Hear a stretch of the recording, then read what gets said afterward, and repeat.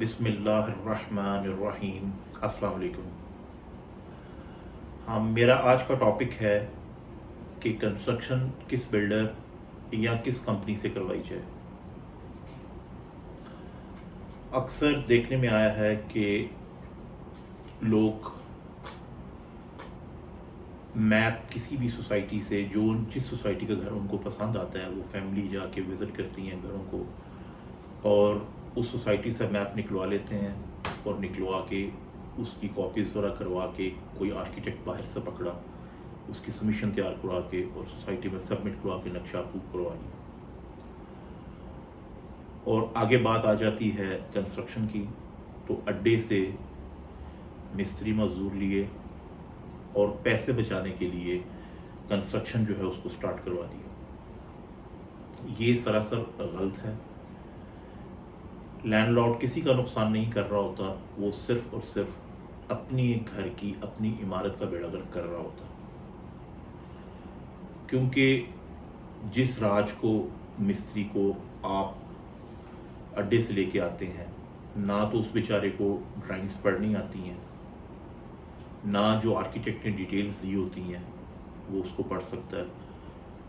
आखिर में होता क्या है कि ये दीवार गिरा दो, इन स्टेप्स को चेंज कर दो, छोटा या बड़ा कर दो, ठीक है। तो नुकसान अपना ही होता है, टाइम का ज़्यादा भी होता है, मटेरियल का भी नुकसान होता है और आपकी जो कॉस्ट होती है वो बढ़ जाती है। कुछ लोग ऐसे होते हैं कि आपने अक्सर सुना होगा कि यार हमारी फैमिली के अंदर वो कज़न है, फूफो का बेटा है, चचा का बेटा है, ब्रदर इन लॉ है, वो आजकल फारिग है, ऐसा करते हैं, उसको कुछ महाना पे कर दिया करेंगे, तो कंस्ट्रक्शन पे ड्यूटी उसकी लगा देते हैं। फिर वही मसला आ जाता है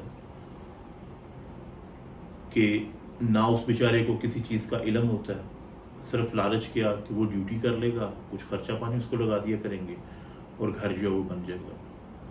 आखिर में घर का सत्यानाश हो जाता है और इंसान अपनी रिश्तेदारी से भी जाता है। असल तरीक़ाकार ये है कि आप कोई अच्छी कंपनी देखें, अच्छा बिल्डर तलाश करें,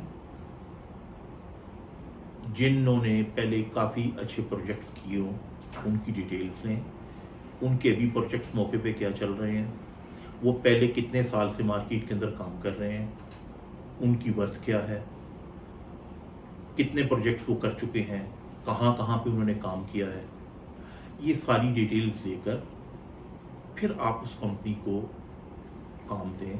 अक्सर लोग जो है वो बिल्डर से कहते हैं कि मेरा इतना बजट है, मेरा 80 लाख का बजट है, मेरा करोड़ का बजट है, मेरा 2 करोड़ का बजट है, मेरा 2.5 करोड़ का बजट है, मुझे इस बजट के अंदर जो है मेरा घर तैयार करके दें। ये सरासर गलत तरीक़ेकार है।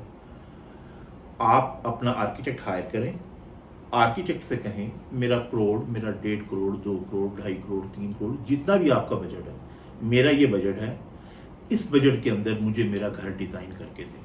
अब इस किस्म के लोग भी देखने में आते हैं जो 2, 4, 5, 10 मुख्तलिफ कंपनीज से रेट लेते हैं और बड़े फ़ख्र से कहते हैं हम तो उससे काम करवाएंगे जो हमें सबसे कम रेट देगा। मार्केट का ट्रेंड चल रहा है, कुछ लोग कहते हैं कि हम आपको कवर्ड एरिया 1500, 1600, 1700 पर स्क्वायर फीट, हम उसके अंदर क्लाइंट सुनने में आता है कि जी वो मैं उस बिल्डर के पास गया था, उसने मुझे कहा कि मैं आपको जो है ना बाउंड्री वॉल आपके घर की वो बना के दूंगा कवर्ड एरिया के बीच में और प्लास्टर करके दूंगा। कई लोगों से सुनने में आता है जी वो मुझे उन्होंने कहा कि मैं आपको अंडरग्राउंड टैंक, सेप्टिक टैंक जो है ना हम वो आपको कवर्ड एरिया के अंदर बना के देंगे।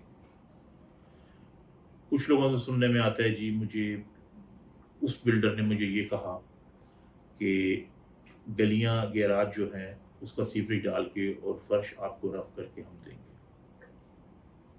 मुझे एक चीज़ की समझ नहीं आती, मैं हूं या कोई और बिल्डर है,